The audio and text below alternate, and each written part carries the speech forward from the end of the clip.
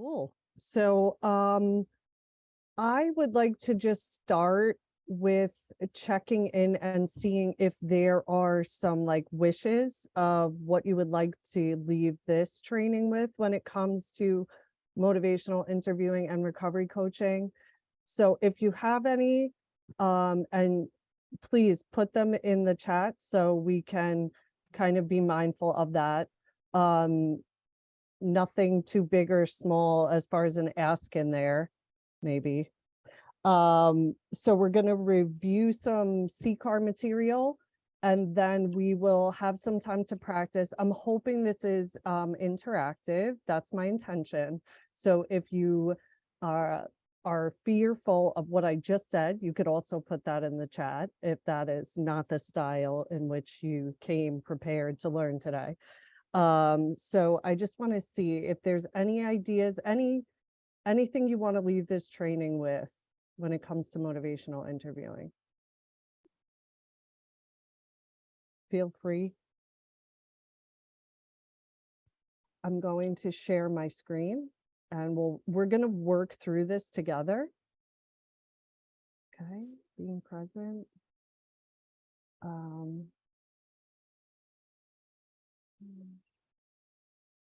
I could share screen and I'm going to go through it. In full transparency, I'm not the best with switching between window frames. So we're just going to do that together. Okay. It's a CCAR, which is where you get your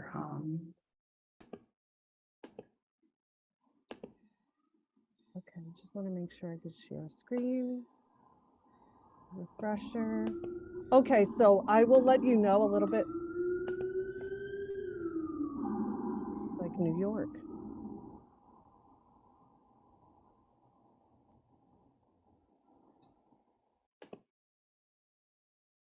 Okay, I'm going to share screen. We'll review a little bit. If you have background noise, could you please try to mute? You can unmute at any point to ask a question or clarify something I might not make sense, or there might be something that you're thinking of, just for the initial kind of framework here. Let me make sure I could share my screen. Can we see it?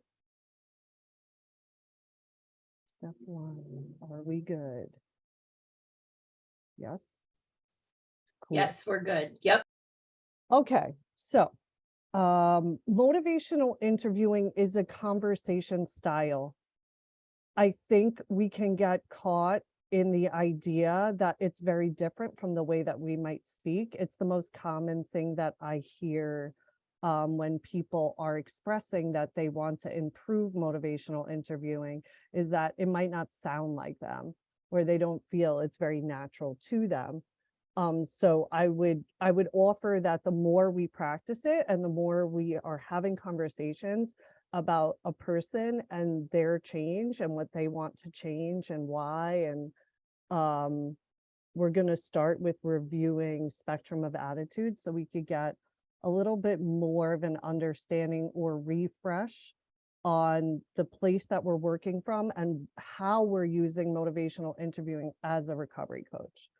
So hopefully I could edit this slide as we work. That was my intention. I think I will have to do it like this. Is this okay for everyone, the size? I know you could see some other stuff, but if it gets distracting, I can move the things in the background. So spectrum of attitudes, can people help me here? What am I talking about? What are they?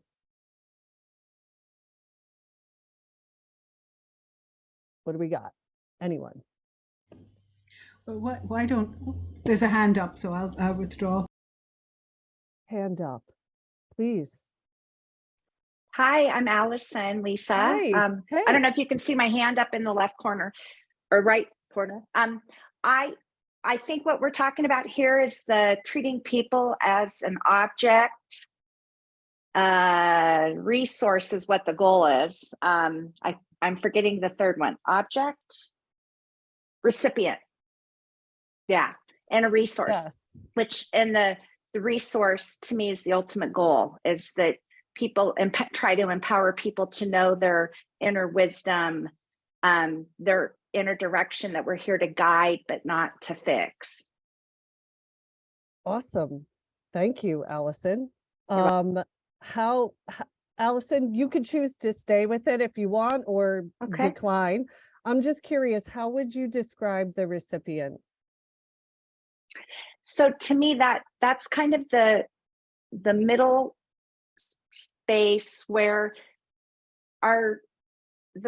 so I'm coaching, right? And the person receiving coaching or the recovery feels like they're getting some opportunity to go within their own wisdom or their own strengths, but they still at some level feel that they're receiving still a lot of my direction, my guidance, that I'm telling a lot more than asking questions. So yeah, where the resource, they're completely feeling empowered, hopefully, that they're being able to come up with their own next steps with a little bit of support. And the recipient is more of a middle of the road, more 50-50. Like they feel sometimes like they're being empowered, but there's other times where they feel like I'm in that fix it, offering opinions, telling too much versus asking really good questions and being in my active listening mode. Awesome. Thank you. I'm going to stay with recipient for some of the examples. I think that is one of the gray areas.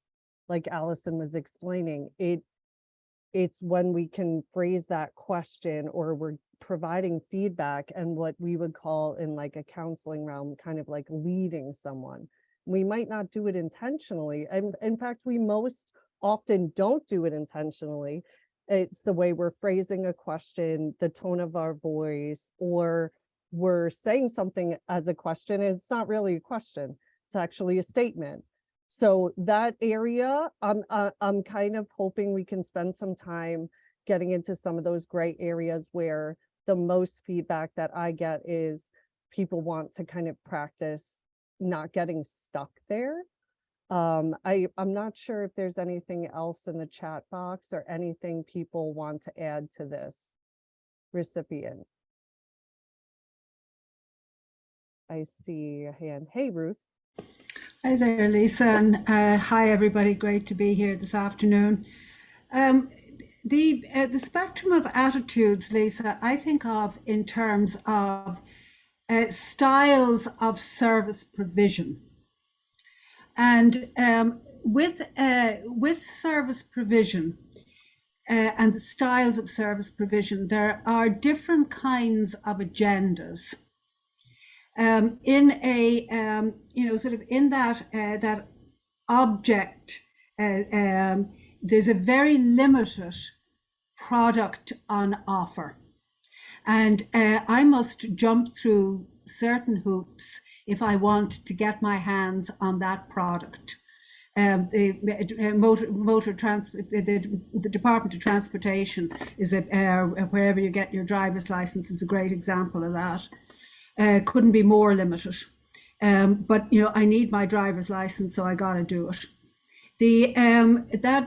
That more recipient, I often think of as your classic service situation. You're providing some kind of service that I'm interested in availing of, and you mentioned counseling, Lisa. I think that's a great example.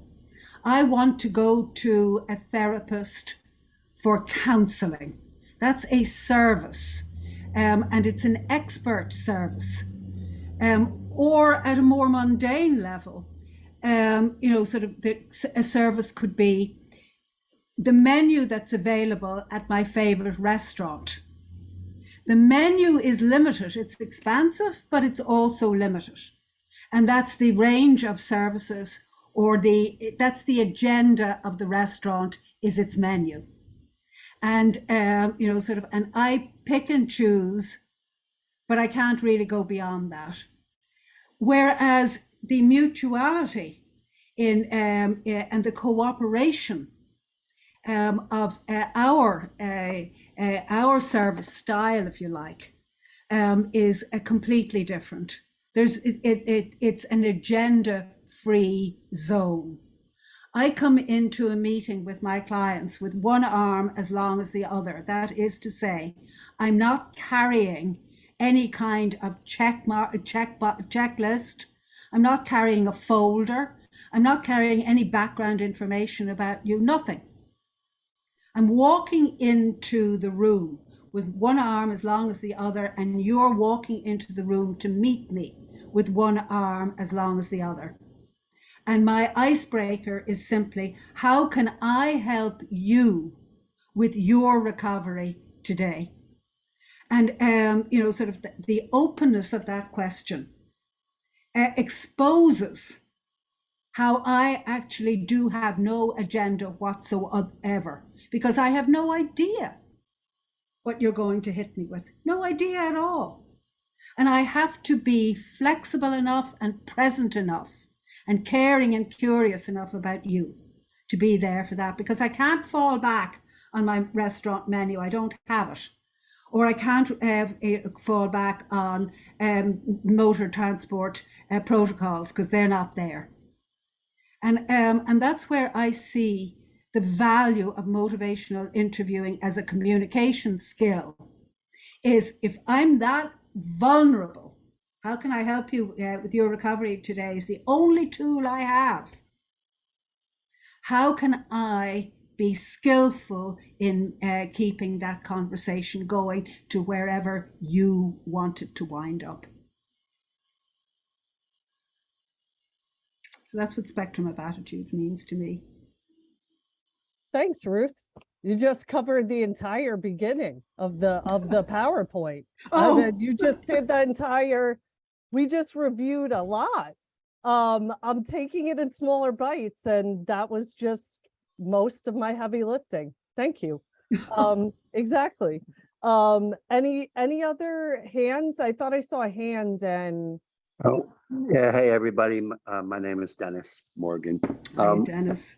Ruth hit one of the words that came to my mind when I was thinking of recipient, and I had always been taught that recipient means that, or indicates that I'm the expert on the person's life and recovery, whereas the hope would be that we realize that the person as a resource is the expert on their recovery. So that's all I wanted to share. beautiful. I feel like we have this as the foundation as a group, correct? If there's anything I need to clarify, this is the key in which we operate. So this is how we're starting that conversation from the resource. Also, the idea of, I wouldn't say like, oh, hey, do you want to go outside if I can't take you outside, right? I wouldn't phrase a question and then be like, oh yeah, I can't do that. So we kind of have an understanding of how we're working. We're treating someone like a resource of their own recovery, and we're also not phrasing a skill as a question if it's not a question. That's very powerful. And the object is, sometimes we have to provide Narcan, or we have to do something and it's imminent and it's urgent, and we're not going to take a knee and start going, hey, how do you feel? Is it okay? Blah, blah, blah. We might act first. There are times in the field that we might have to do something without being able to have that conversation. That's a little bit different. So I'm putting a kind of a pin in that. So we're treating someone as a resource. The recipient area is going to come up again when we review some of the skills. Anything else to add to that before I move forward? Okay. So I also would like to share language of recovery. Like I said, Ruth kind of covered a lot of the foundational stuff. So I feel like this is a good spot if we have questions, because we got most of those areas. Language of recovery. We're using objective, recovery, positive language. So if we're treating someone like a resource and we're asking, like Ruth mentioned, what does recovery look like for you? Or how could I help you in your recovery? That is not leading one side or the other. Like, what could you do better for yourself today? That would be adding content that we don't usually use in an open-ended question. So does anyone want to provide an example of this or need me to clarify more here? Language of recovery, recovery positive, objective language, strength-based. Correct.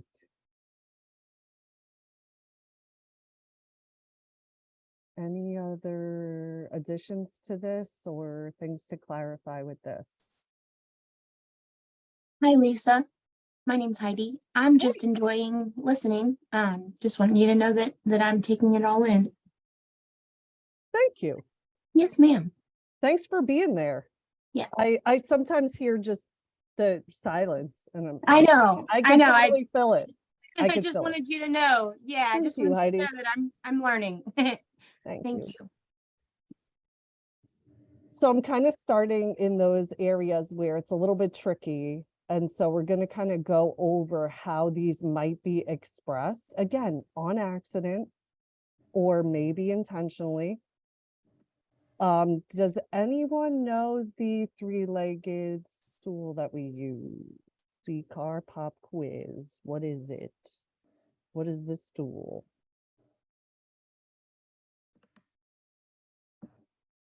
Dennis, let's hear it. Hey,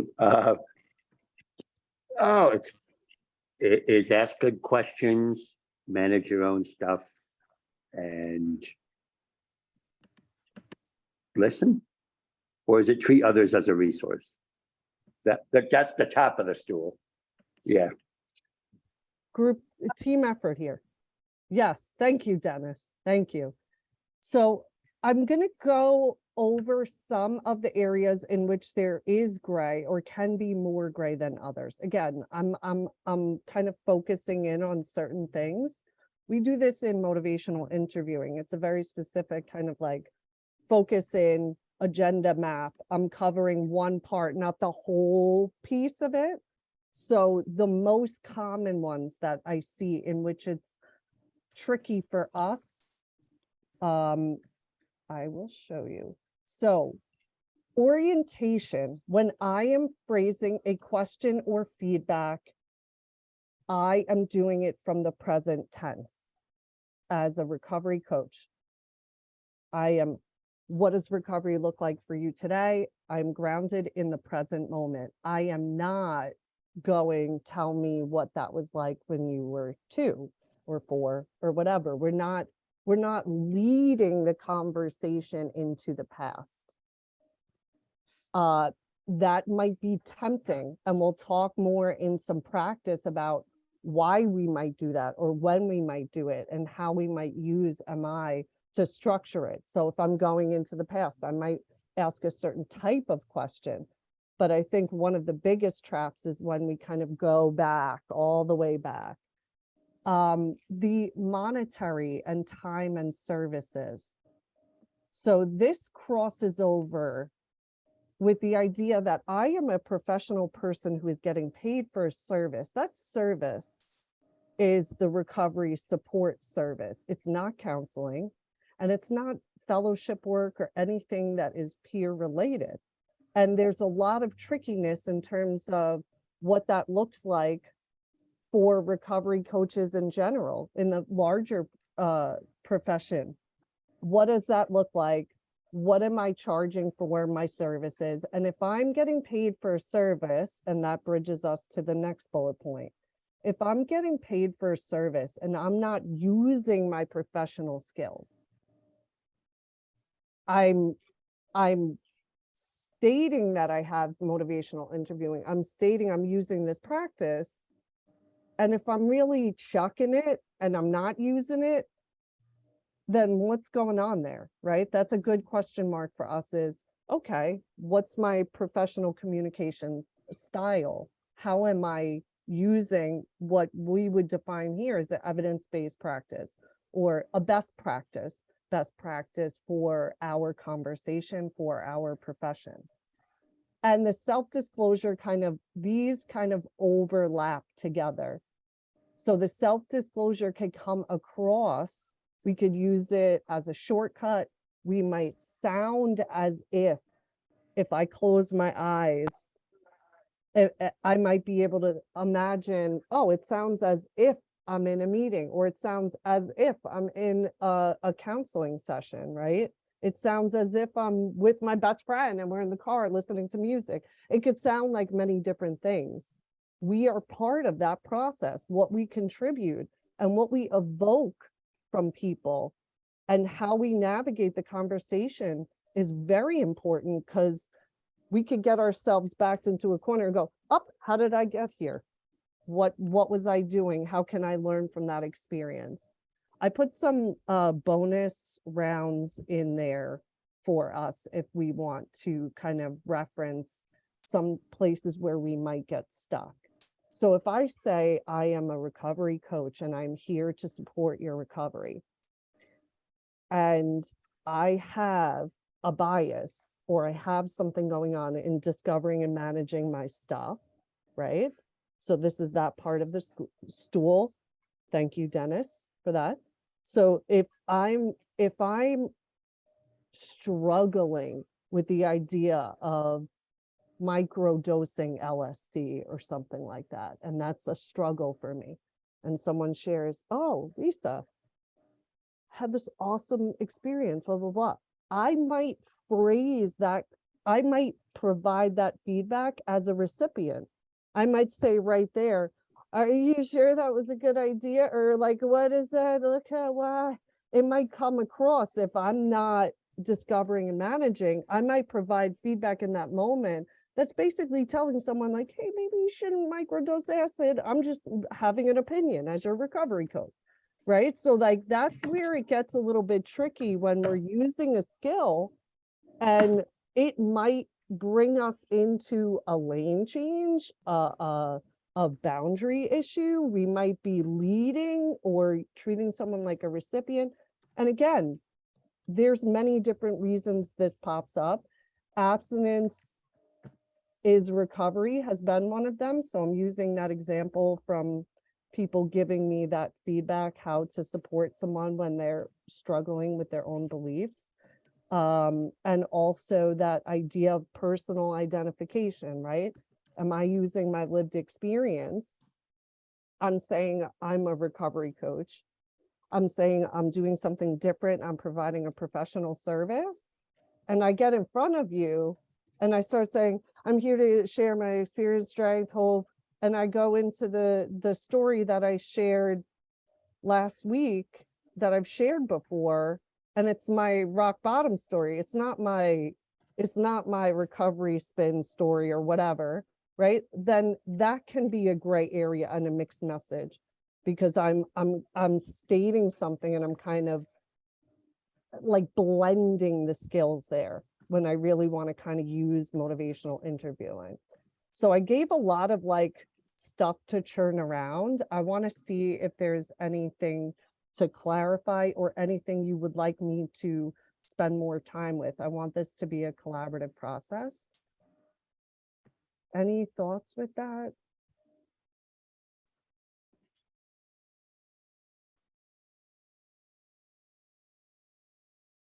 Ruth, I see your hand. Well, first of all, Lisa, I want to thank you for that great list. And I think that, you know, sort of all of the issues that you've mentioned, we could do specific trainings on each one of them, and they would be very helpful. A couple of things that I suppose I really, the way the nuns taught me is to think it first in terms of, you know, sort of what are we trying to achieve here? And my understanding and the way that I practice is that My purpose is to help you. My big picture purpose is to help you build your recovery capital. And the question, how can I help you with your recovery today, is about building recovery capital. Sort of whether it's simply, well, can you tell me how to buy a metro ticket? Well, yeah, I can do that. That's within my lived experience, is how to buy a metro ticket. And I think that for staying on that straight and narrow, how am I supporting this individual building her recovery capital? If I keep it in that frame, that helps me to stop wandering off into these very attractive looking byways. Ruth, you did it again. You're on my next slide. Oh my God. Okay. So I tell you what, Lisa, we'll have coffee afterwards. Okay.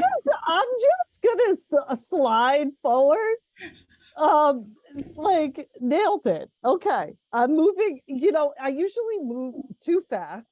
And so I'm moving, maybe I overcorrected. So yes, to everything, we're gonna talk about being centered and how we can make sure we remain in that area that Ruth is describing, that I know who I am and what's going on, and I stay centered. And I notice if I'm getting pulled, how to correct and bring myself back.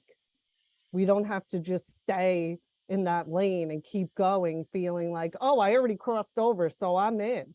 We might be able to recenter ourselves. So we're going to practice that, us being present, so we could help other people be present. Ruth covered 4 of my slides. Thank you, Ruth. Anybody else? Any other comments or things to clarify with that? Working together. Okay, so I'm going to kind of stay with those gray areas, or those more commonly expressed ones. So what we want to do is, you might have a centering practice. So we're going to kind of work on this together as a group. I know sometimes I think I see someone driving, which is like always the best per Zoom meeting. Shout out to whoever is driving. Okay, hopefully you're centered. Yes. Okay. So when we're centered, we're using this skill to help us.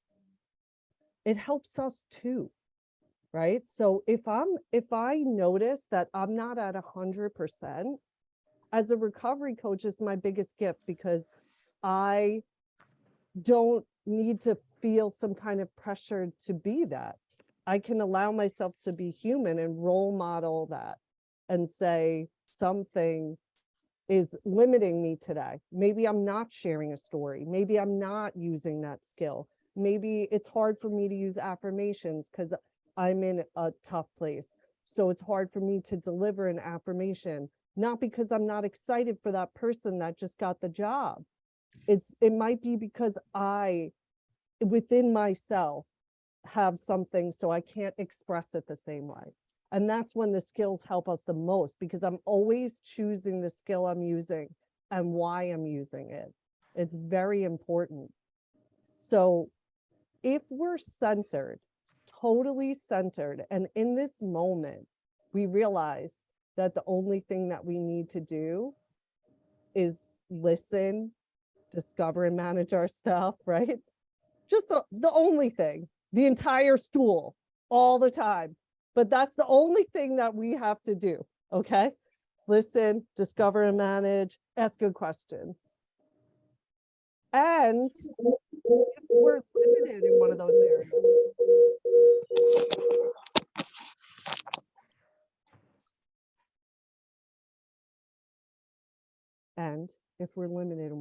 areas, we do our best to be centered and stay as centered as we can. It's very hard Someone knows when they have your presence. They can feel it. So if you think that that's something that you can fake, it's very, very hard. And we're not trying to be not authentic, right? We want to be able to be authentic and present for someone. And if we can't, we don't want them to internalize that as, oh, maybe I'm boring. Maybe I did something wrong. Maybe they don't like me. What did I say? That was so stupid, right? Because it's easy for me to immediately do that if I notice that something might be off in the relationship. Dennis, I see you. Hey, thank you so much, Lisa. I just couldn't agree more about the idea of bringing almost everything back to the idea of the three-legged stool. And that's usually what if I'm getting confused or not sure what to do, especially with the manage my own stuff, because I think you're like 1,000,000% right with the, hey, I know, and it could be my opinions, it could be a lot of different things, but especially when I might not just be feeling 100% on my game. An older priest once told me, Dennis, you say you want to give your person everything, but you don't understand that's the only thing you can give them. That means you're going to give them your struggles as well, whether you intend to or not. So I appreciate your idea of keeping it really simple and falling back to the basics. It really helps me. I'm also going to cheat and use MI prayer. I use it a lot in my trainings. I would prefer if someone else would read it, if anyone wants to read it. If people don't want to read it, I'll read it. I don't have that like good meditation prayer type delivery. So I'm looking, you know who you are. You know who you are if you're in here and you're really good at that. So if you want to shine, now is your moment. Anybody? There's one per crew.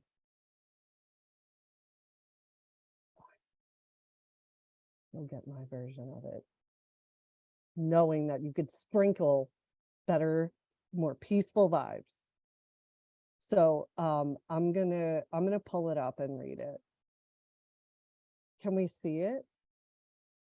Are we good? So this is in Motivational Interview in 3rd edition, Spirit of MI. Guide me to be a patient companion, to listen with a heart as open as the sky. Grant me the vision to see through her eyes and eager ears to hear her story.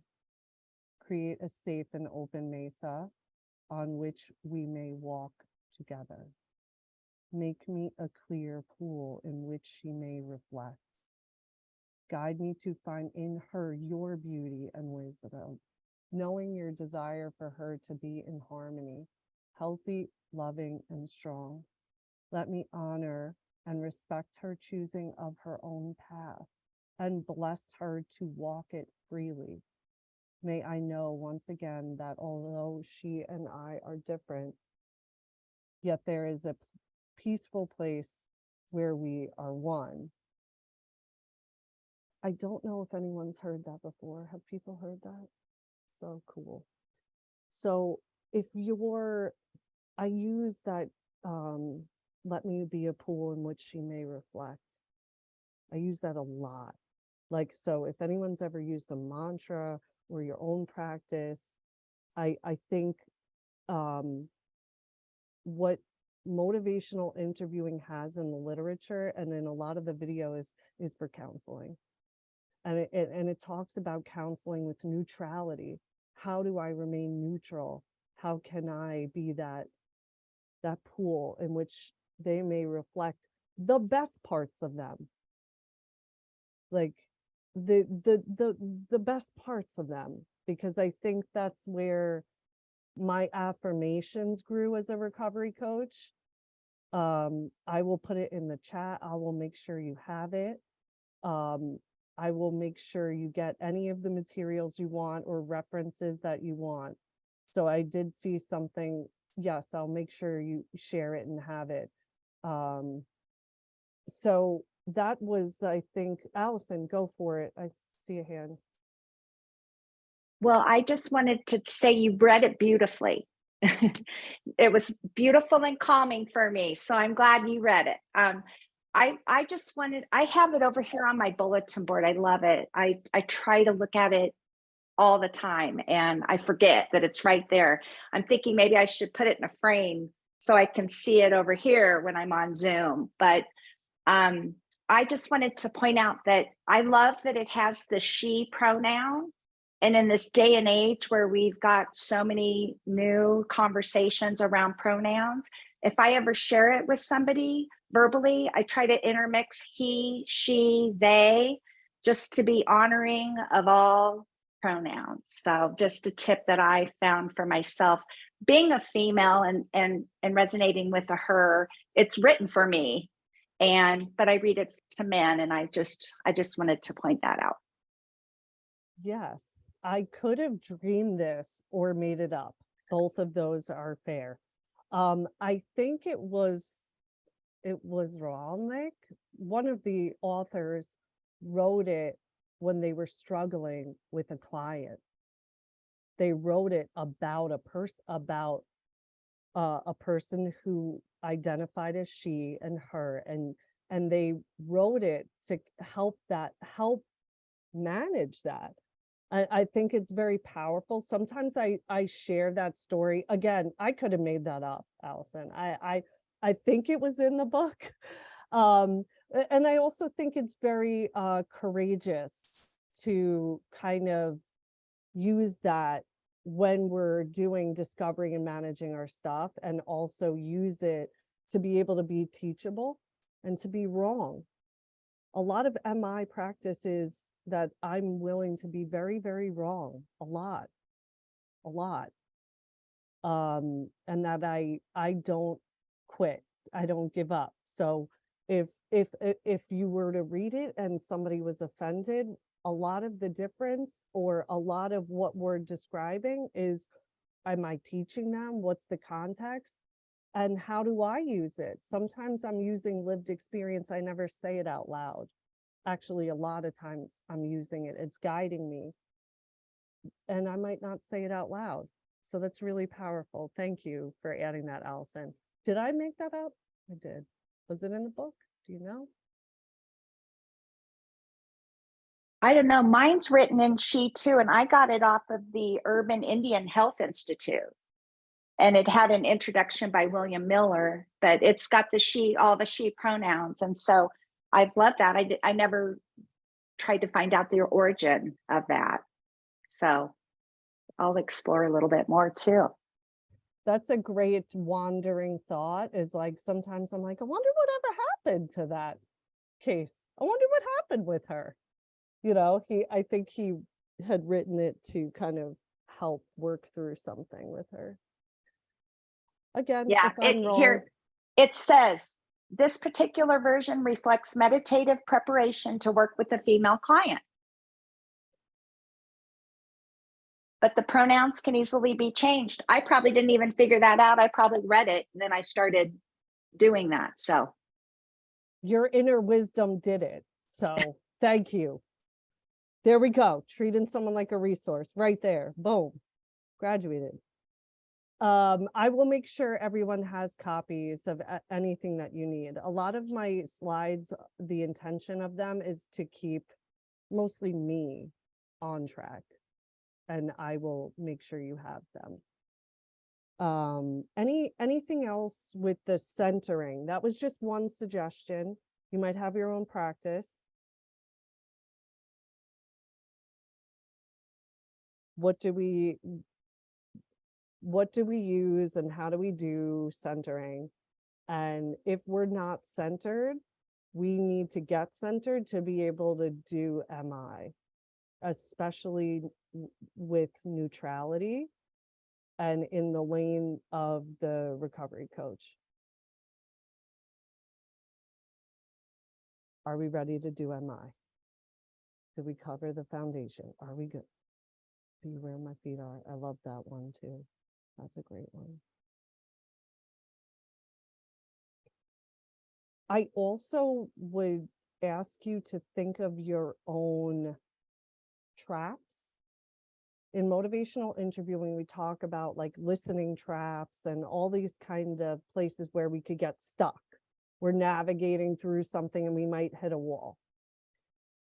And I can only share it through learning.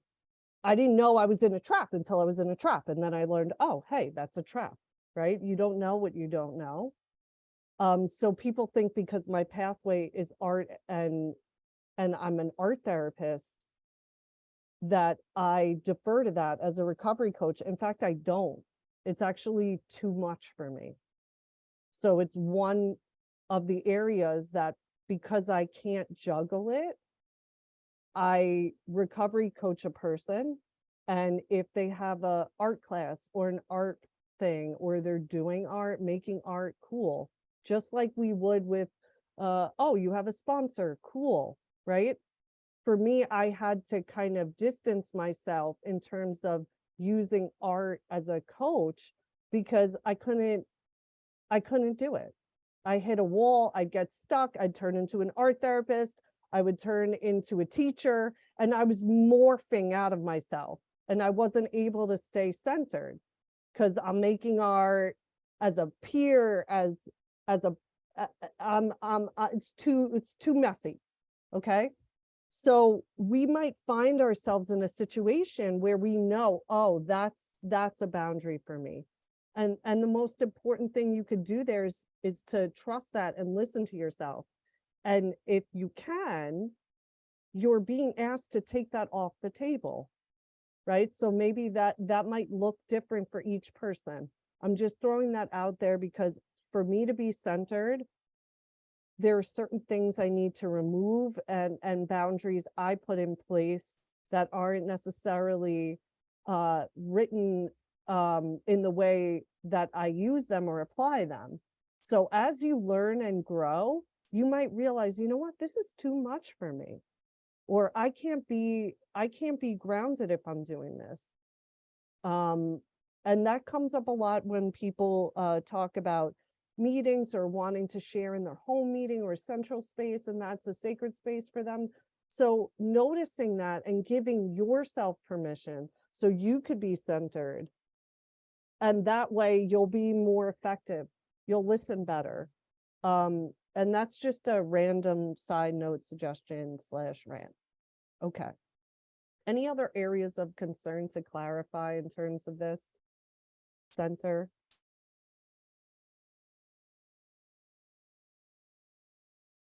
Okay, I would like to do this together. So we're going to go through the OR skills.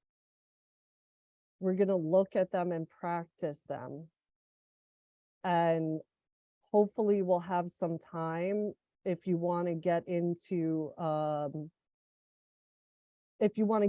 like develop discrepancy or a specific skill. If the group feels there's a need to go more into one skill than the other, then there's room for that here.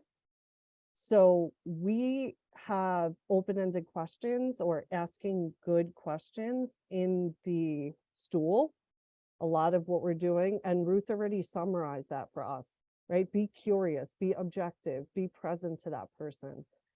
So that's already there. And that's the O, right?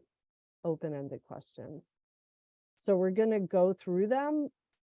But naturally, you might see that we need more practice in affirmations or reflective listening or summarizing. So we have time to kind of tailor it to what you feel would be the best.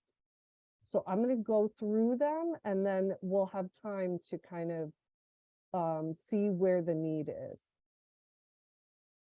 We talked about being present and centered, where our feet are.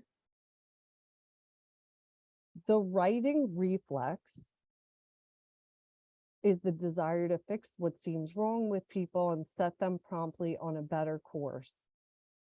And it relies in a specific style of helping and using motivational interviewing, which is called directing.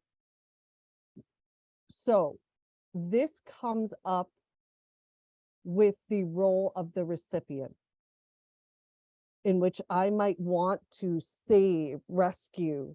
If you have a rescuer in you, you already know this. So I might be doing this all day long, constantly trying to not get into this writing reflex or this recipient type vibe, in which I'm kind of directing that person to what I define is better for them, or my definition of recovery. So that can be in you, in your lived experience, in terms of rescuing, or also just being excited about a pathway that could show up in different areas. Notice if that shows up as we're practicing and going through them. It's very different at different times.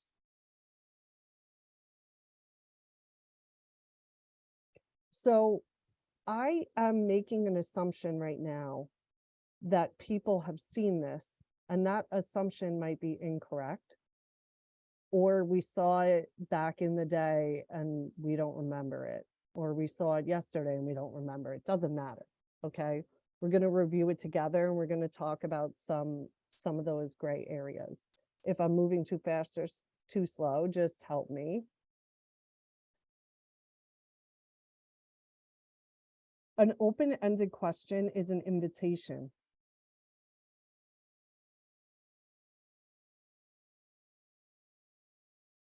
When we are using an open-ended question, it typically does not have other describing words like good, better, best, those types of words that are leading or directing someone to something. We are going to talk about developing discrepancy. A lot of times when we are focusing our intention or attention or questions in what we're defining, we're doing that recipient, and we might not be aware that we're doing that. I might choose to pull out one thing. I'm asking about a relationship because I've defined that that's important. The person that I'm speaking with might not define that as important. I just think it's the most important thing that I've ever thought of. So I'm asking multiple questions about this one topic. So open-ended questions can also lead us down our open-ended rabbit hole. So that's under discovering and managing our stuff and what that looks like, right? Because I'm going to balance that with closed questions, and I'll show you what that looks like, because I don't want to rabbit hole out in Lisa's curiosity, which can be endless. And then I never got anywhere, and the person feels totally bulldozed by me, which is not a new type of feeling. So I don't want to do that to someone. We talked about the past tense questions. I put this here because it comes up a lot. Like, what did you used to like? And I put that frame of reference in terms of why are we directing the person back? Sometimes we could be directing them back to 10, 8. We could be directing them back to something that's not really relevant. So I do see that question in directing back where people feel it has a foundation in using MI today for the recovery.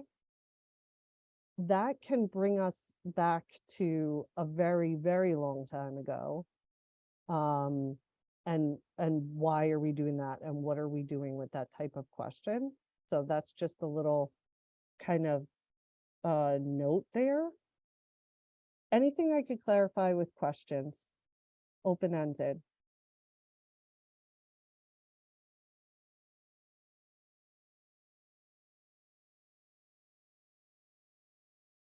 Ruth.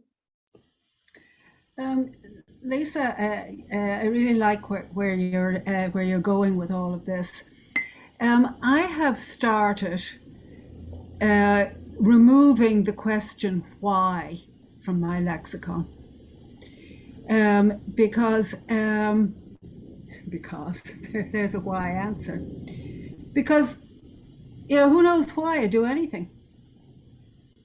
It's not a useful question in terms of staying focused on the present that you're just talking about now, for example. A why question can take me all the way back as far as you want to go, and it doesn't help.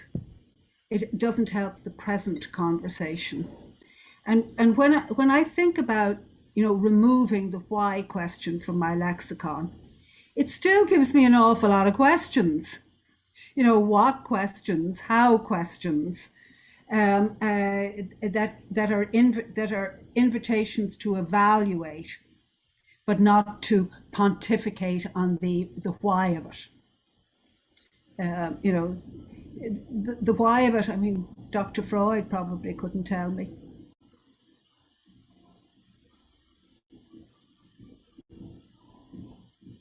I'm throwing that out there. I get a lot of pushback for having this attitude towards why questions. So just throwing it out there.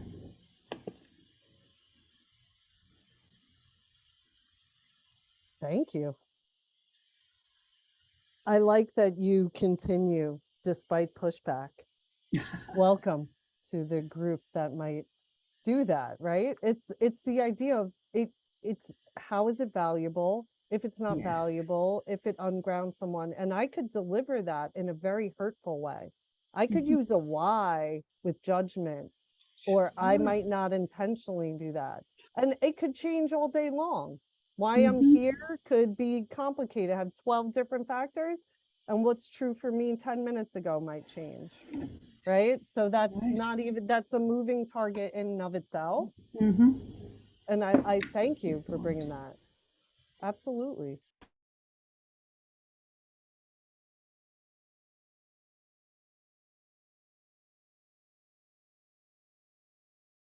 Any other types of thoughts or feedback pertaining to open-ended questions? We're going to practice a couple different ones, different types of questions. Just to bridge us with Ruth, a lot of the targeted questions, like, why are you here? Right? So that can be treatment and pathology, right? There might be, oh, so what'd you do that got you in here? Well, I would imagine it's probably not like a shining moment if I'm in an inpatient psych unit and I'm asking you, like, what happened, right? Or why are you here? And if anyone has seen that or been a recipient of what that's like, I've already told 40 different people 400 times.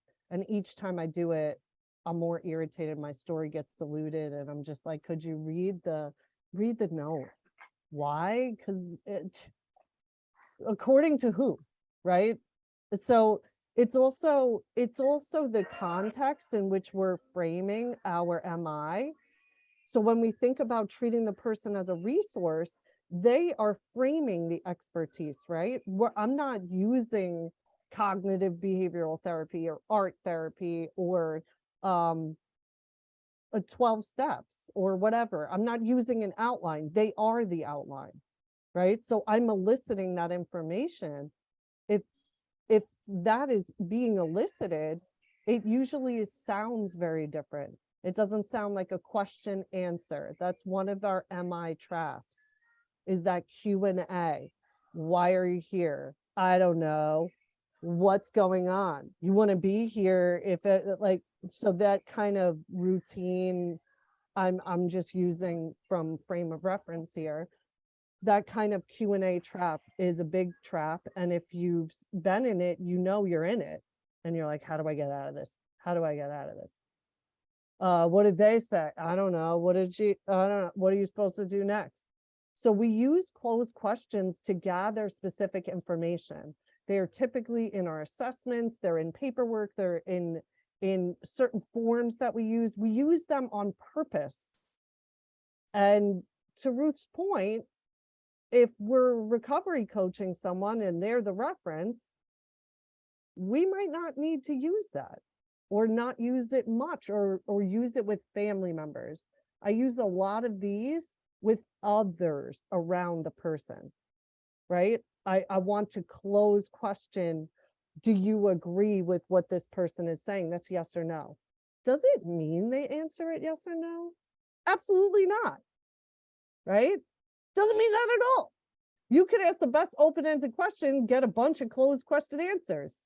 That's what we're going to talk about too, is how we get stuck and how to use another skill to get out of it. Because we could do that all day long and find ourselves just frustrated, or like, whoa, only 2 minutes went by, right? And I've been over here just Q&A with you. Oh man, I don't know what to do. Let me share a story. Like, we might just bail on the whole thing. So I'm going to show you a couple closed question concepts. We already covered them.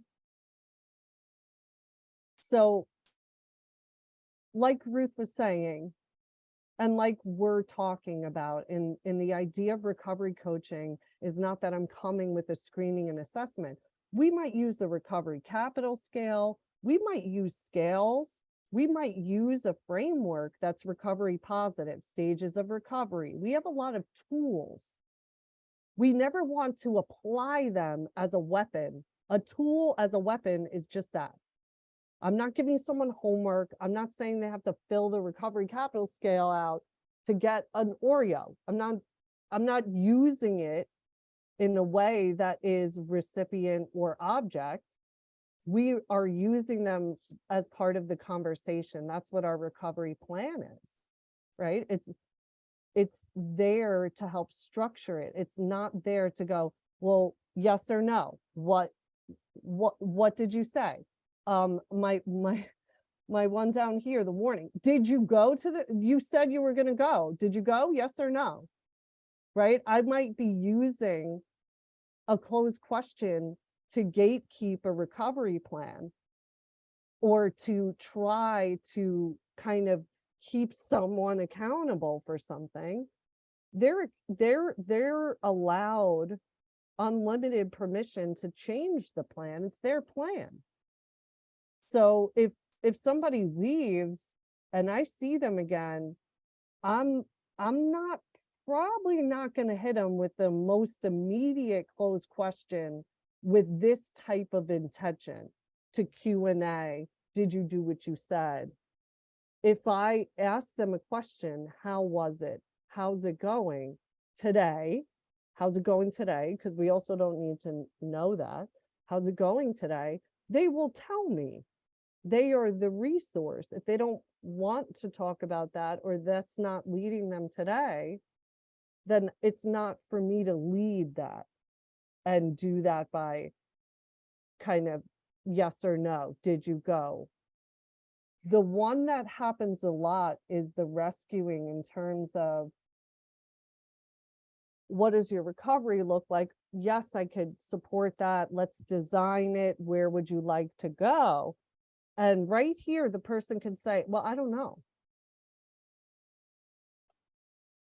And we might want them to know, or we're attached to our knowledge and we want to give them options. That is a very dangerous trap right there. So how can I help you with your recovery today? I don't know. What I'm going to do is allow someone to not know. That's what I'm going to do. And what I would love to see is that we're working with people who are some stages of stabilization in the recovery stages, but maybe not. And maybe this is the first time anyone has ever seen me as a resource. And it's frightening, or it's overwhelming, and I really don't know. Why do I need to know right now? So if your immediate go-to is like, okay, try this, try that, try this, try that, or you feel that there should be a knowing, what I would caution you to do here is allow me to not know. Allow it to be okay that I don't know what my recovery looks like, because I didn't even know I was going to get into recovery, but here I am. And I know that I'm with you, and that's good enough for me. So there's always that present moment. If a person is with you, they're with you. And if we could pause that, we won't go into any of these traps. We will stay with the person as a resource, and we will ask better questions and give them an opportunity to come to that answer. And a lot of the multiple choices that we might give them, they're us leading an answer, which is unintended recipient. So I'm going to suggest what I have in my toolbox or what I think might help you, because I don't like that you don't know, or maybe the person wants me to save them in that moment. Like, just tell me what to do. That one comes out a lot too, right? Because I'm used to being treated as an object. How do you not understand that, right? Tell me what to do, yell at me, be disappointed, tell me what to do. I may or may not do it, but I will definitely go that route than to sit in my own self and figure that out. And that would be a great gift for you to give me if you were my coach, and let that be there for a second. I just want to make sure we understand that. Are we good? Is there anything I could clarify there?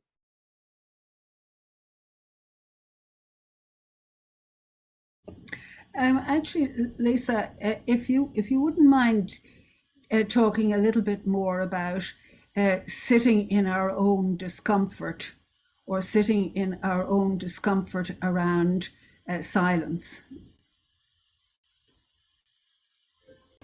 Sure.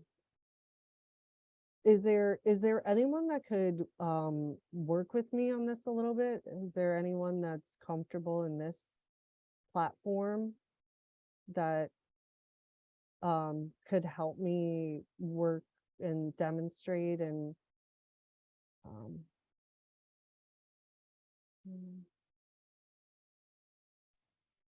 What do you need, Lisa? Dennis, you're comfortable? No, but that doesn't mean anything.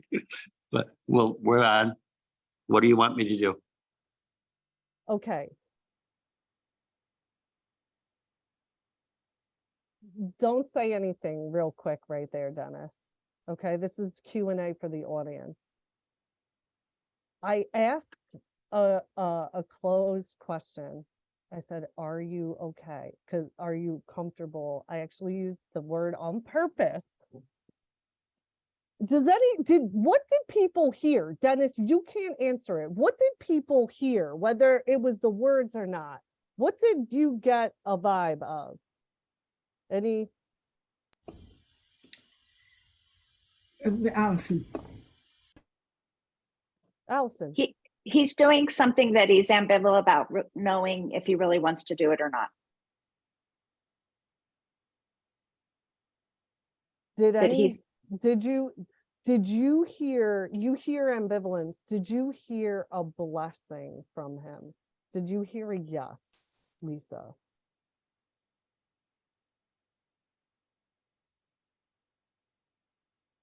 I didn't. Did anyone hear a yes, Lisa, like very clearly? So this is where the spirit of MI is so cool, because this is the realm that we're working in. It's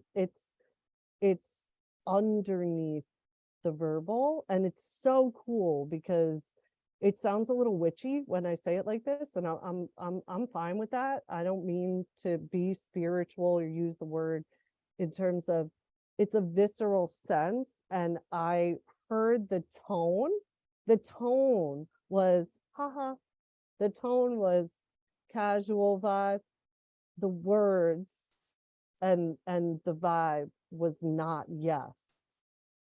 So that's where we're listening. That's where we're actively listening. And that's where I paused to see if we could even use this as silence, because Dennis, I said, don't say anything. See if you also hear what other people, and give us a chance to correct it.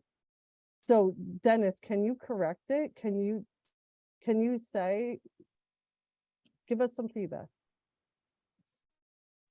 Dennis. I can say, what was your original question again, more or less? We did not hear a yes, Lisa. Okay. Is that right or wrong? You got to correct it.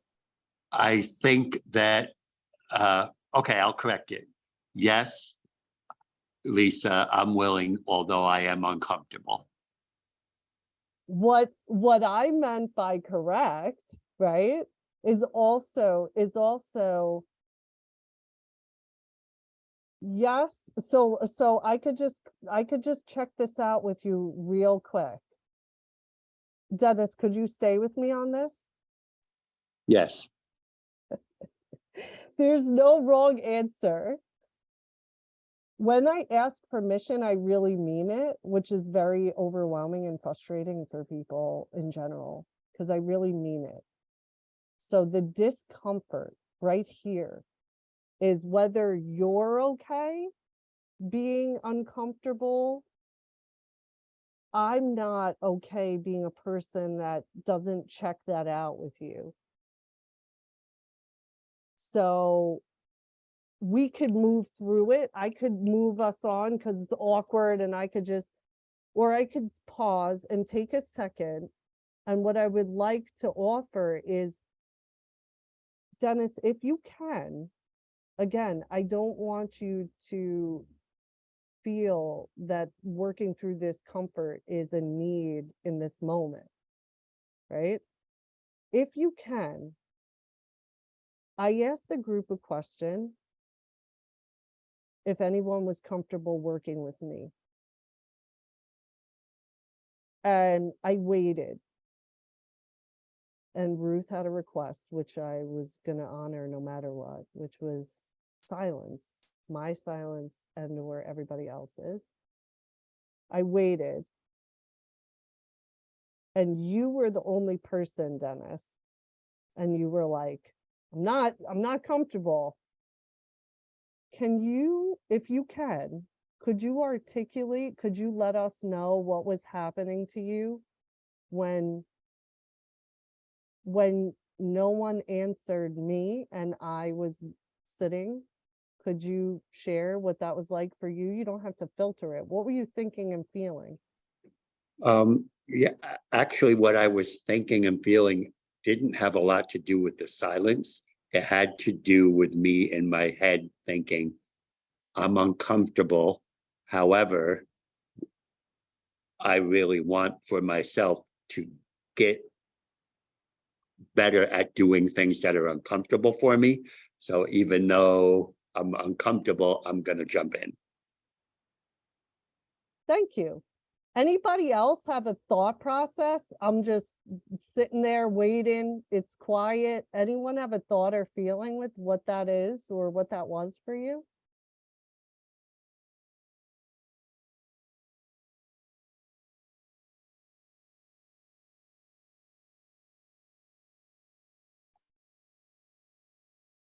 Oh, Ruth. Yeah, I see. Well, I love the way, Lisa, you and Dennis are working together on this. This is absolutely beautiful. What I heard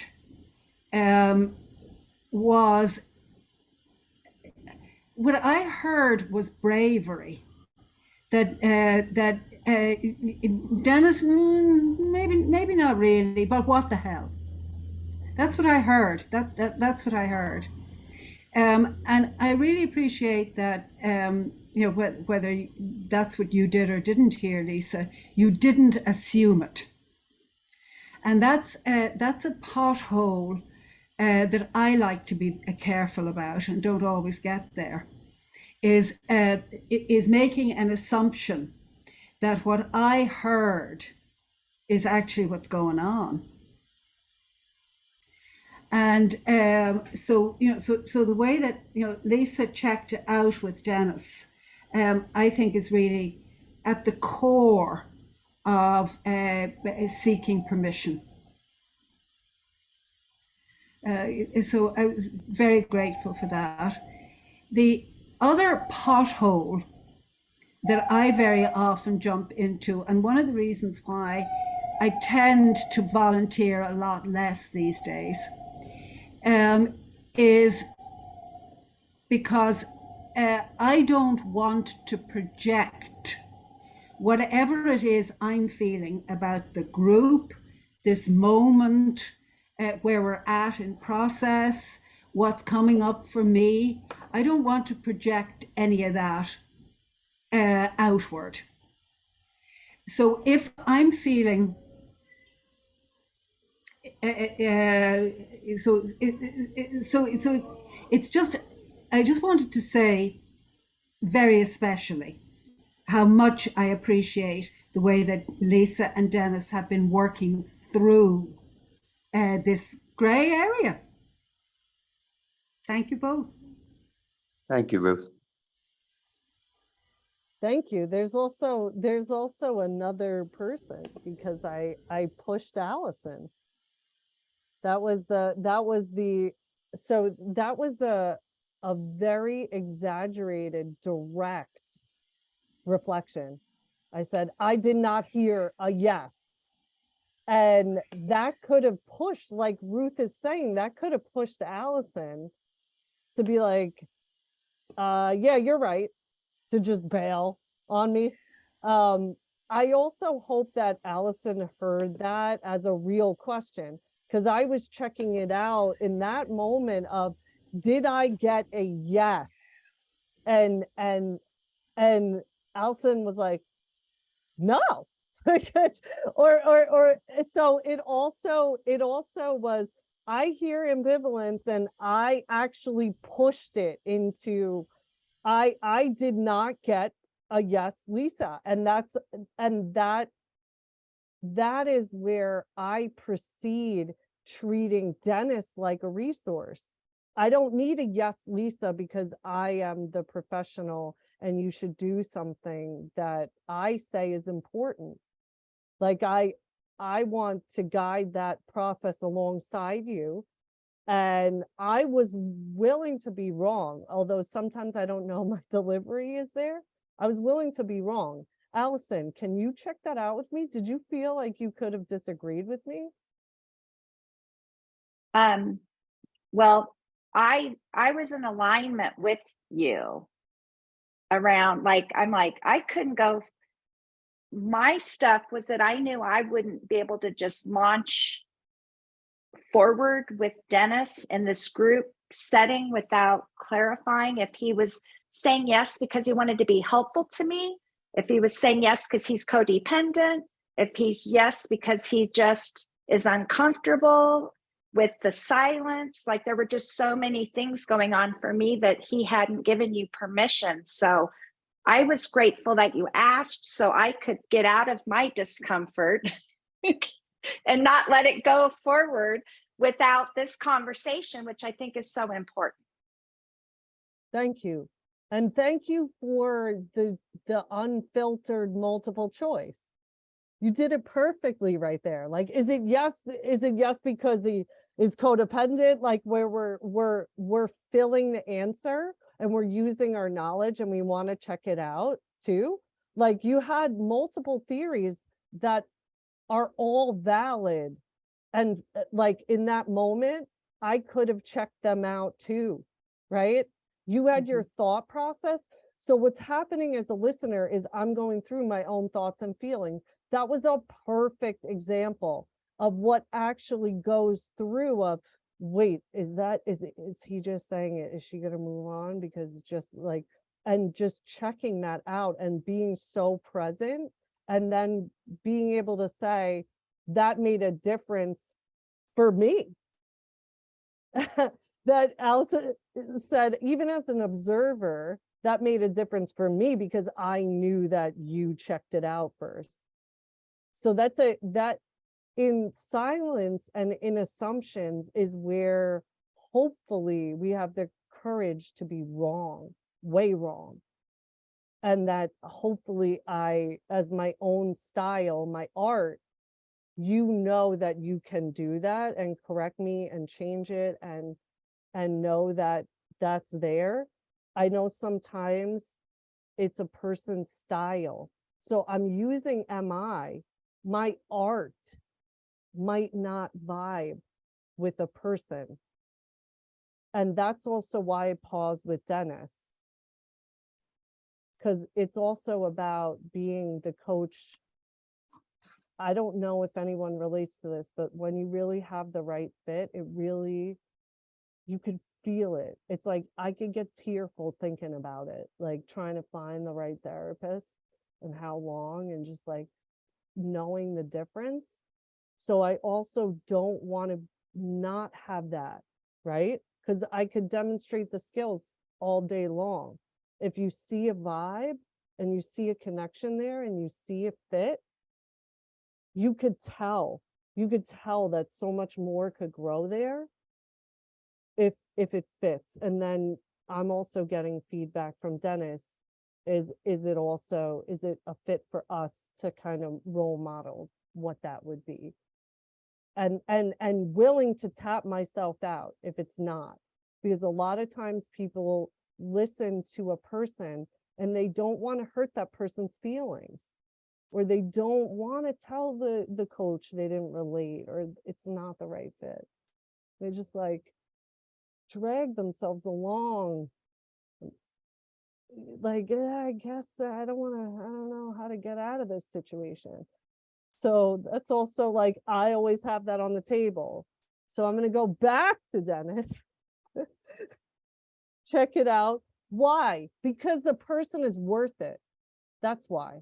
That's why we do it. I don't have an agenda. So Dennis? Yes, ma'am.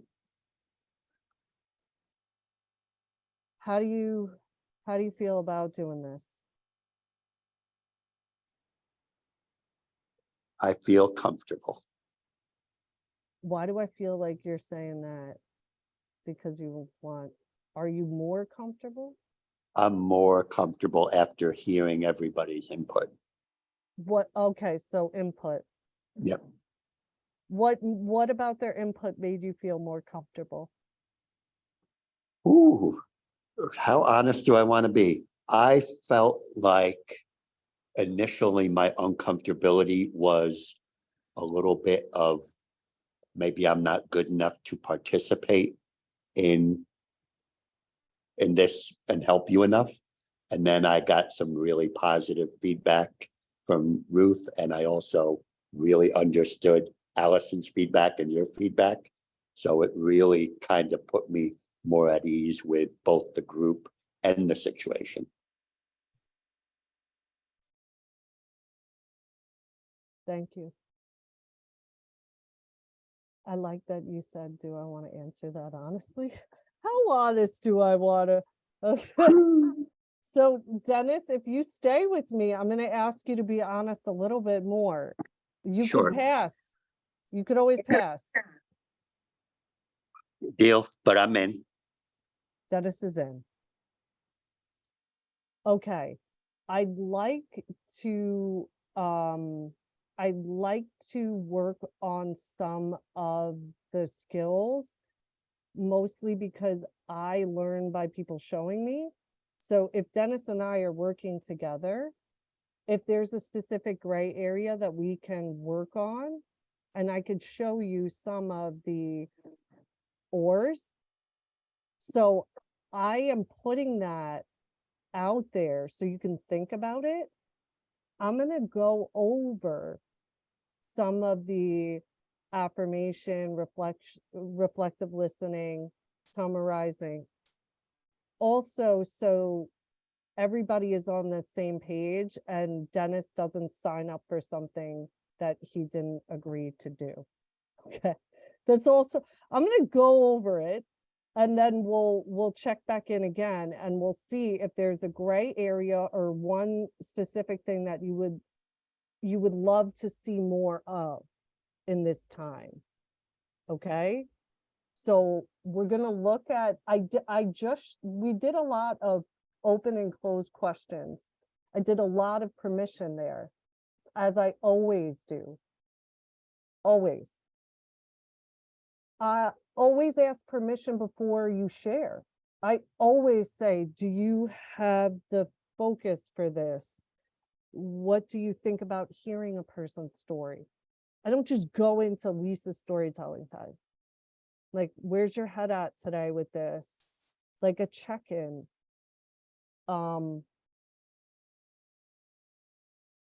Affirmations are very powerful because they're not compliments.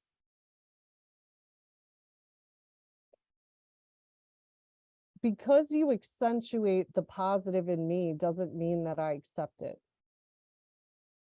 You don't use an affirmation because a person responds to it or not. You use an affirmation when you notice a strength from the individual, because you never want to use the opposite. We do not use a negative reflection or a pathology reflection. We would never use it like, I know you're really good at lying.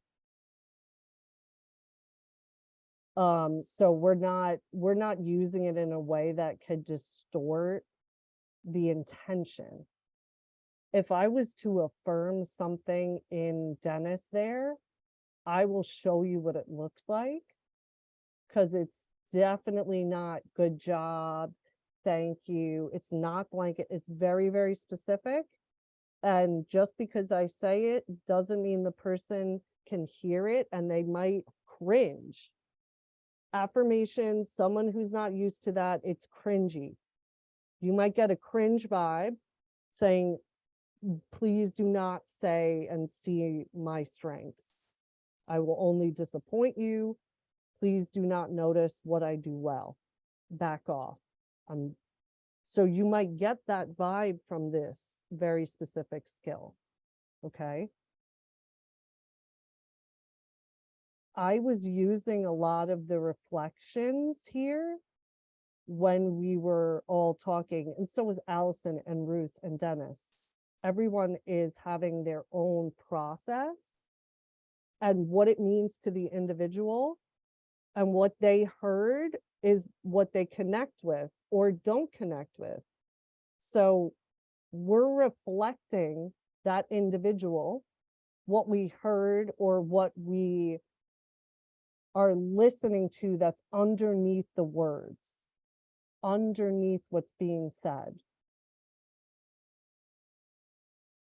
I did overshoot a little bit with Allison. I was kind of leading and I did a little bit of an exaggeration. That's a very specific type of like reflection. I did that intentionally.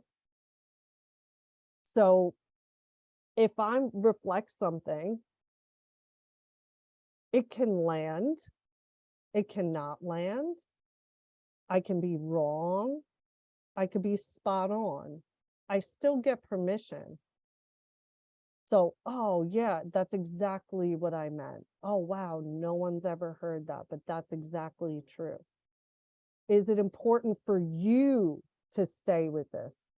Is it important for you to do this today? Just because it's, oh yeah, absolutely. Our natural tendency might be to lean into that. Like, oh yeah, crushing it today. I'm having really good reflections. We're still checking it out. We're still saying, is that important for your recovery today, for you today, right now? So I did kind of intensify when I said I didn't hear. I was also summarizing. I was also adding this to it when I brought it back to the group. So we'll talk a little bit about this double-sided, this type of discrepancy, or when we're doing ambivalence feedback and why we do it as a coach or how we do it as a coach is very different than counseling. Very, very different. So a lot of this language is as the skills are written. We don't use a lot of those types of reflections as a coach. And if we use it without intention, we can highlight a pathology, or we could highlight a negative or hurtful thing. So we have to be mindful of why we're doing that and what we're doing, so it doesn't come across as like recipient and judgment. Like you said, you wanted to go to a meeting and you didn't go. Help me understand. I'm sorry, like what? So that can come across like very well. I made it salty. That's not a surprise, but that can come across like that, even if I say it with very professional persona and delivery. So we'll talk about that a little bit too. And we'll talk about summarizing as a coach. A lot of what we summarize is not the traditional straightforward. So we're adding more content to it, and we're checking it out again. So when you're using an area of the recovery plan has some very helpful things on it that will help guide you, right? It will say like, is anyone else involved? That's a closed question, right? You can add to it, you can add names or content. All of them naturally kind of beautifully have a nice summarizing point. If you use the recovery plan and you do some of your bullet points, you'll get to a very nice spot to deliver this and kind of check out, what am I missing? What might need to be changed? What did we miss? And allow someone to sit and think about it. So that's kind of the overview in terms of what that content is. I just want to make sure people understand the idea of the skill. So if there's in its definition, if you understand like the science of the skill, then you're adding your art to what that looks like. Is there anything about the skills themselves in their definitions that I can clarify or go more into? You could use the chat box. Give me some feedback.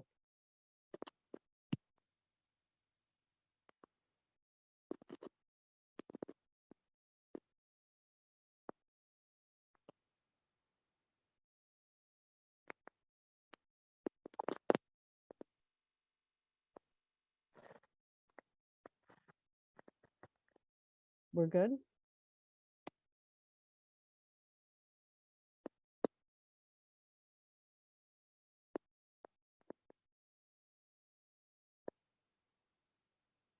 Okay.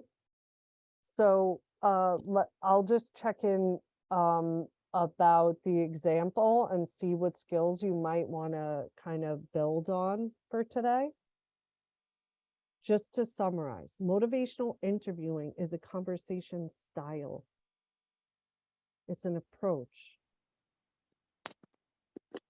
It needs your presence to be able to do it successfully. You need to be able to be centered and neutral and give the person the opportunity to be seen and heard in their truth as it is. If you have your own agenda or your own bias, which you should, everybody has bias and all this, notice where that is so it's not delivered in the conversation. It is your responsibility to be navigating that as you deliver the skill. And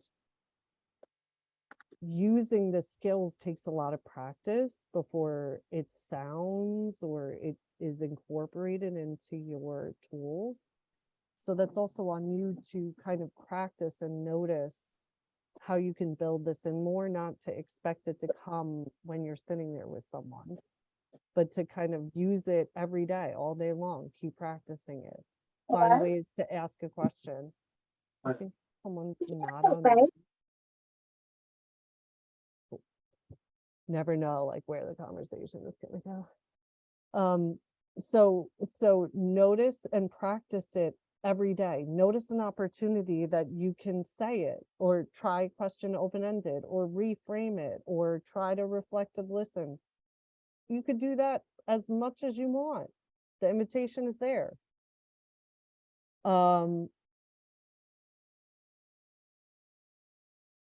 It works best if it's a real change. So I'm going to go back to you, Dennis.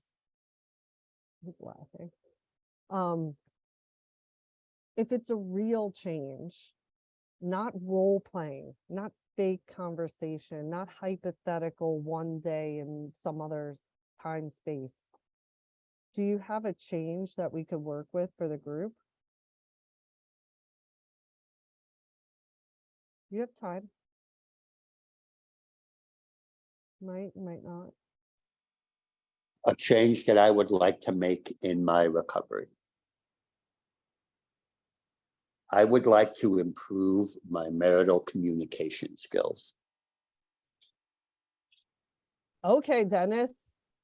That is a huge, okay, let's do this. Improve marital communication skills. That is the change.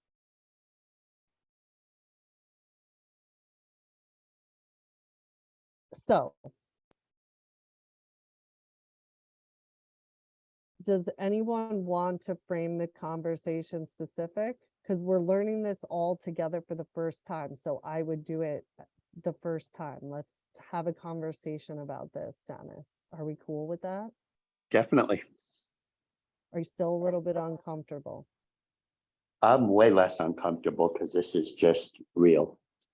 Okay. You're still a little bit. A little bit.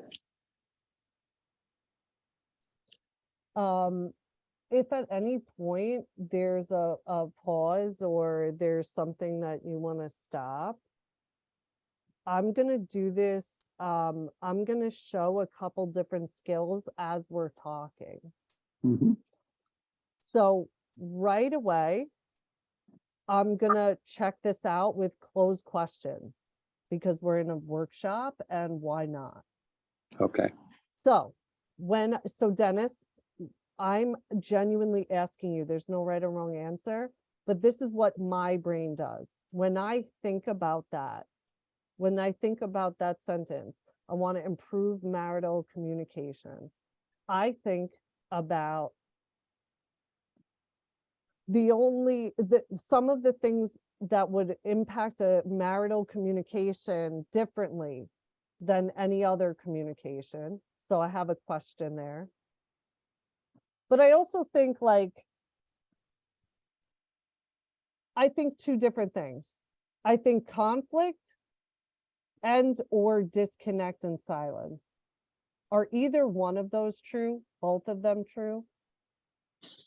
Any of that true? Mostly disconnection and silence. Okay. So that's closed question for the purpose of framing the conversation.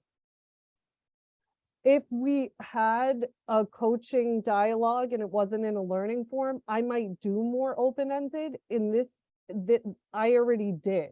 I said, what is it? What is the goal for today? Now, in the recovery plan, we break down, that's a big recovery goal. So we're breaking it into smaller steps. And I just wanted to direct. So I specifically kind of started ruling out the other ones. So I know more disconnect, more silence. I can do this without going, tell me everything that went wrong. Why? What happened? That's counseling. That's past oriented. That is not helpful in the recovery coach MI realm. In this realm, I'm staying in today. Is this relevant or not? And I'm fleshing it out right away. So that's very, very different already, the structure of the conversation. Disconnect and silence. Right, Dennis? Yes. More.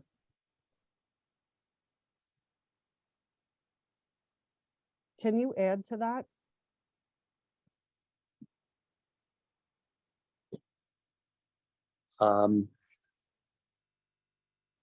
we spend a lot of time on electronic devices in our living room, avoiding difficult conversations when there are other problems in the marriage.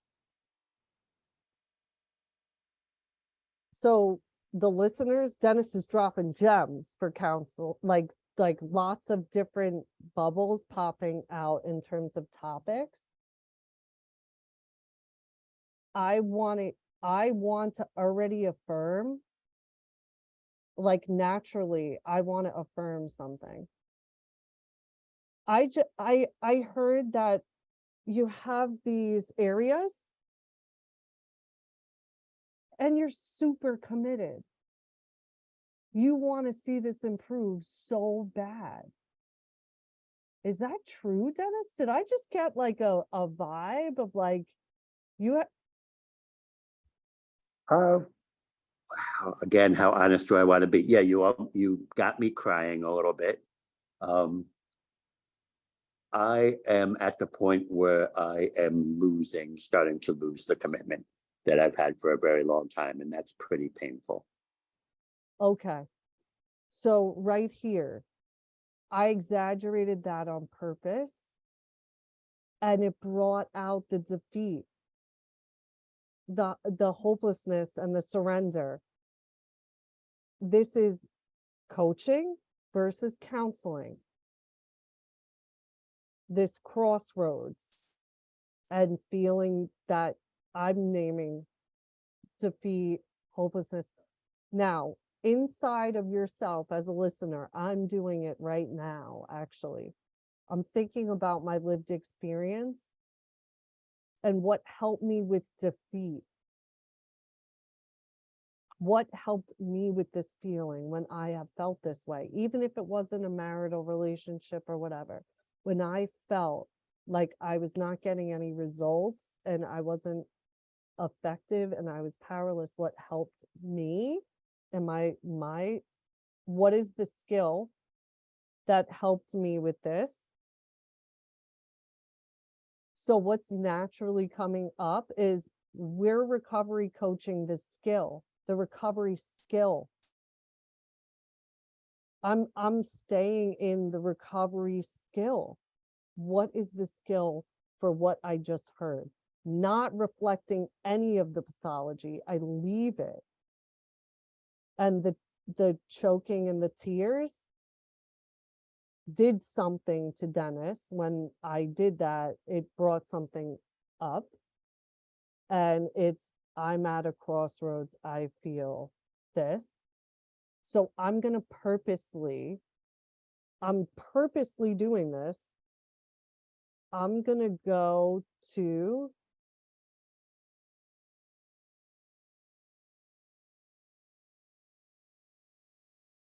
Dennis.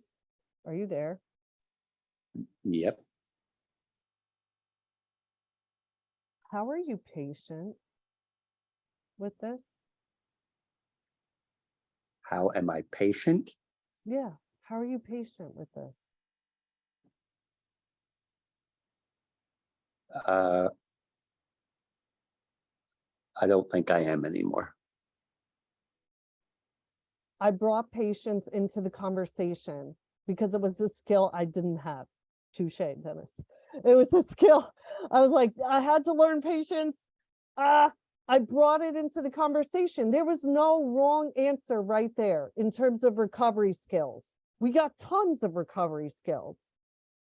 So in your lived experience in this workshop, you could have had something that wasn't patience, right? You could have said any of your truth. Did anyone have one besides patience? Or what helped with that crossroads?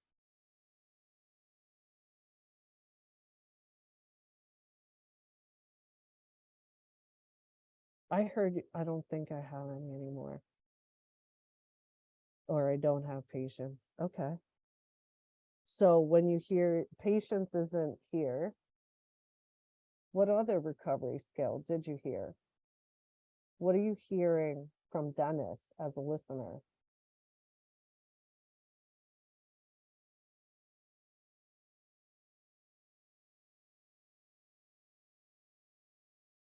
this would directly impact recovery in a positive way. It would build your recovery capital, Dennis, if you could find is motivation, purpose, meaning. I'm just multiple choice. I could reflect any of those. Dennis, help me. I liked motivation. I could use some help with my motivation. Motivation to continue, keep going.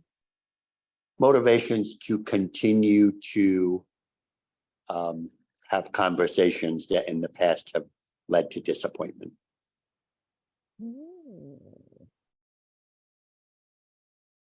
Where do people want to go with that?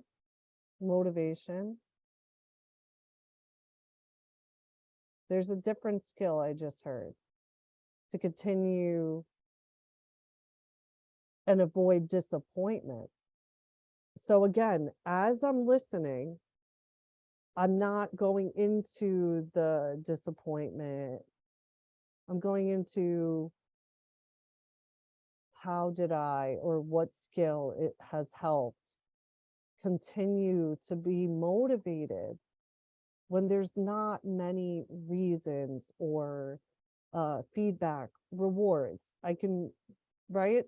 How do we do this when we keep encountering disappointment? That story lives in you. How did you do it? Right? I'm not going to say it because I don't want to do saying my story.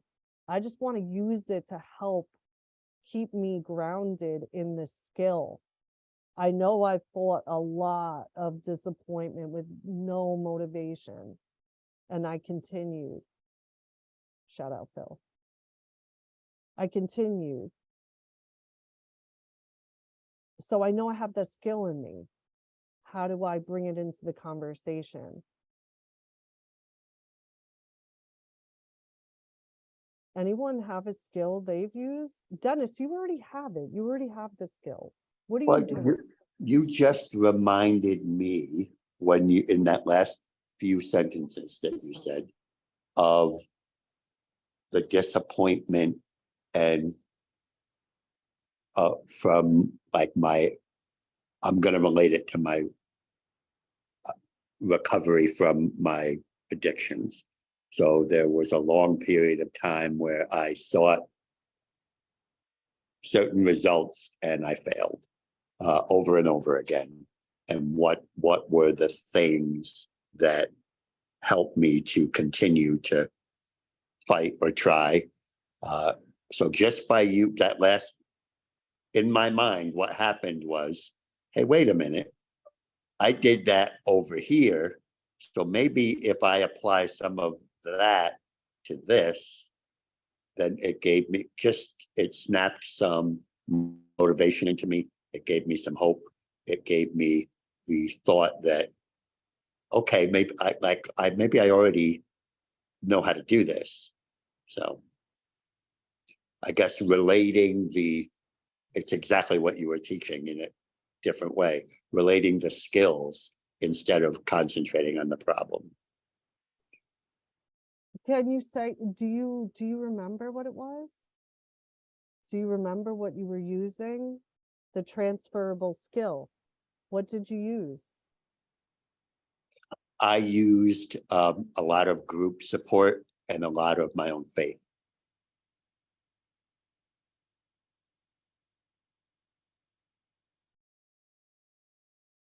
So there's the coaching MI, and that would be a beautiful summary right there.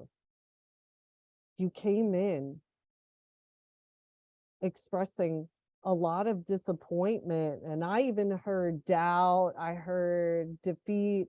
So in the summary, I'm summarizing my part too. I'm adding to the summary.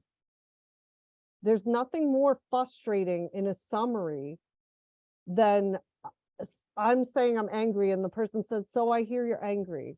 That's not a summary. That's not a reflective listening, right? I'm adding much more, you know?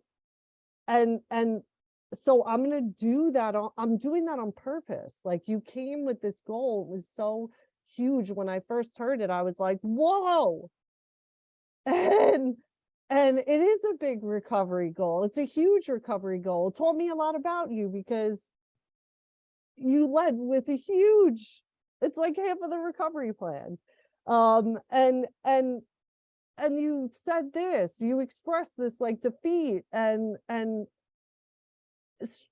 struggle continuing, and you found it inside of your story, how you did it, and you did it over and over again, and you even surprised yourself, and it involved a lot of other people to help you carry it. It was really huge. Yet you had supports, you have this community, you have a whole huge community around you all the time. And sometimes it doesn't feel that way. And that, remembering that inside of you, I just put a small gem right there. Sometimes it feels like you're alone, and we always end with recovery. Always end with recovery. And you found it in you. If I said anything else there, like Dennis, if I'm going to pause there. You have to correct any part of that summary so far that was wrong. Any words, phrases, terms? No, I felt comfortable with the whole thing. So what I would do right here is I would transition to faith. Because I would, so pause the summary and hear that, and I want to hear more how you came to that faith, how you found it in you. You can feel it right now. That's totally different what Dennis showed us versus me telling him to have it. He had a process where he connected back to that part of himself,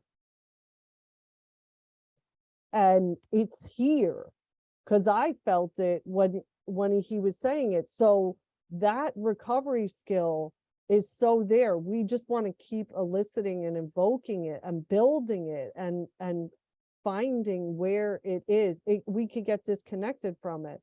So you had the community, and I heard the community and the group support. I checked all that out in the summary. You came here, and I heard faith.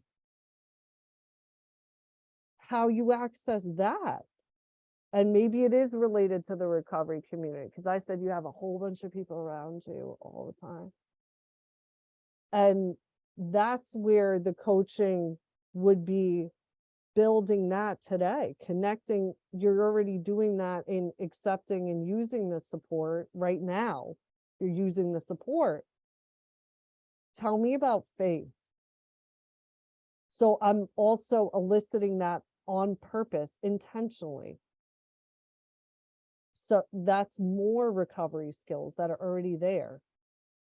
Any questions about this example so far? How I'm mapping it out? Or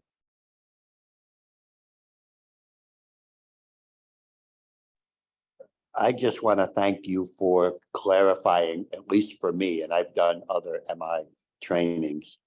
I think you're doing a great job of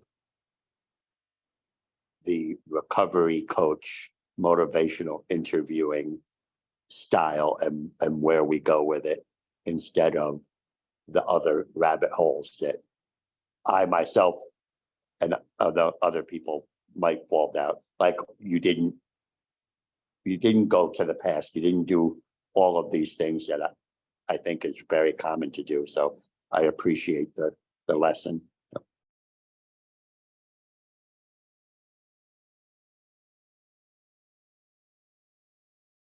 oh, Ruth, I see.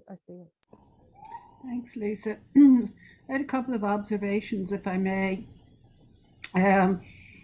one of the first things that you started out talking about this morning or earlier, whenever we were, about grey areas, Lisa, was around that temporal piece that Dennis has just referenced. That, you know, in your conversation, the two of you were talking in the present. And, you know, sort of, and Dennis was putting pieces together for himself in the present. And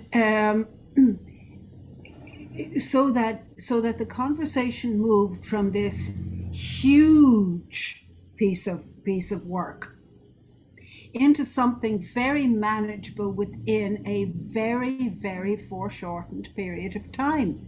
You know, what were you talking for? Were you talking for as much as 10 minutes? And over the course of that, the conversation shifted to focusing on recovery capital, which is, you know, our subject. And I noticed, although I have to check this out with you, Dennis, but what I saw was a lessening of tension in your face. And, you know, sort of, and I saw, well, I've seen you all afternoon be very present, but I saw you, you know, sort of have a sense of opening still further into the moment. And as you were putting those pieces together, and what it looked to me like was somebody who now had the next piece to take wherever you're at today to wherever the next piece is, to whatever needs to be done next, or thought about next, or processed next, or taken to your group next, or taken to your faith, or whatever. But what it looked to me like, you were in that place where you could do that. Is that right, or am I romancing? No, you right on the button. I think it definitely physically, I felt my whole body relax and feel like in the beginning when Lisa asked about me being uncomfortable, but there was a little bit of uncomfortability. So that little bit of uncomfortability even kind of left me, because now I just kind of was a little bit more fully there, and it just was awesome. I think it was a great job. I think so too. And I'll say this very, very briefly, Lisa. I think that the core value in your interaction between the two of you was it's absolute authenticity. And that's a word that we bandy about a lot without really interrogating it. But, you know, sort of, but I saw it between two of you, and that, you know, sort of, you were two clearly defined individuals in this conversation, in this meeting, in conversation, and you were true to yourselves in it, and it was lovely to see, and I feel very privileged to have been here this afternoon. Thank you both.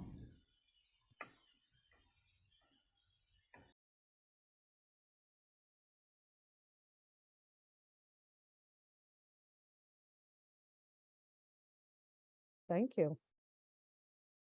I hope if people learn the way I learn, that I have to see it, or I have to do it, and I have to practice it. I don't learn listening. I just, and it took me way too long to know that.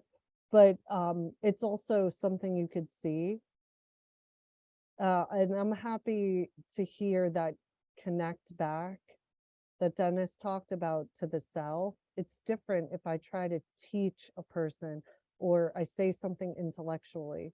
So as a recovery coach, when we're using MI, we totally surrender our attachment to it being the way we immediately scrap, patience, or whatever those skills are. We might be tempted to try to sell them to help a solution or share how we use them. It's not necessary. Sometimes if all else fails, all MI fails, I could say Lisa's experience with something. But to get it from the individuals to evoke it specifically, intentionally, and I could do that with the self-disclosure too, that is not something I knew to evoke. That was your solution, Dennis. It lived in you. I couldn't have even asked you that in a multiple choice. I didn't know that. The listeners didn't know that. So hopefully we keep practicing like being neutral, being curious, and also being able to move with that. And the person can answer their own question, which is the biggest gift. And we just look like a really cool friend. Like we just look like the best listener to the outsiders. If that's the impression that people got, I shouldn't be the expert in the conversation. As you heard that, it's, whoa, Dennis is the topic of conversation as a listener. It's not Lisa is controlling it or Lisa is the expert. It should sound like, whoa, Dennis is the topic and this relationship is the topic. And hopefully we delivered that. So that's also a nice thing to listen for and to notice. If you realize you're getting into that trap, you could bring yourself back and say, this is the topic, is recovery. And Dennis, you tied it to recovery. I didn't even lead it there. So any other questions or anything? I will make sure you have the materials somehow through various forums. Any other science questions or things that I need to do, like housekeeping wise or anything? Stacy, I'm good. No, I think you're fine. The only thing is if people didn't register for this, I can get the handouts from Lisa to forward to everybody who registered. If you didn't register through ProTrax and you just want to throw your email address into the chat box, I will keep a list so that I can get the handouts to you. Thank you. Thank you all. Thank you. And thanks, Dennis, for being so vulnerable today. That was truly awesome. So thank you for that. Appreciate it. Thank you all. And thank you, Lisa. Thank you.